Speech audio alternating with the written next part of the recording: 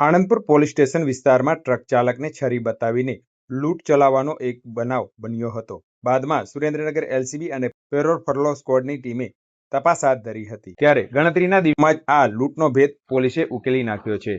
પોલીસે આ મામલે રાજકોટના જસદણના 2 ઈસમોને ઝડપીને કાર્યવાહી કરી છે, જેમાં યાજ્ઞિક બાબુભાઈ સાકરિયા અને વિશાલ જગાભાઈ ગરિયાની ધરપકડ કરી છે.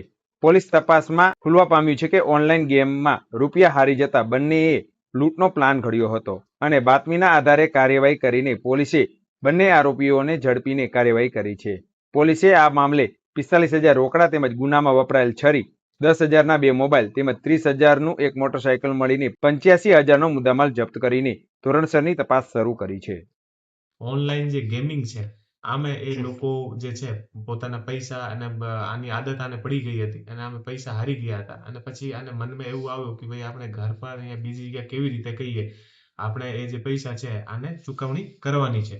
તો આ રીતે એ લોકો આખો પ્લાન બનાવ્યો. આમે જે એક આરોપી છે વિશાલભાઈ જગાભાઈ ગરિયા, જે બાલાજી વેફર્સની જે કંપની છે આ કંપનીમાં ત્યાં કામ કરતો હતો. તો કંપનીના જે ટ્રક અને બીજા બધા આમે કેટલા પૈસા હોય અને કેવી રીતે આની મુવમેન્ટ હોય આ તમામ આને ખબર હતી. તો આ આધારિત બંને જે આરોપીઓ છે એ ભેગા થઈને અને પ્લાન કર્યો અને પ્લાન કરીને અને રસ્તામાં એ લોકો ટ્રકનો પીછો કરીને અને ટ્રકને રોકાવીને અને જે ડ્રાઈવર હતો આને છરી બતાવીને અને આ પાસેથી એ લોકો લૂંટ કરી હતી.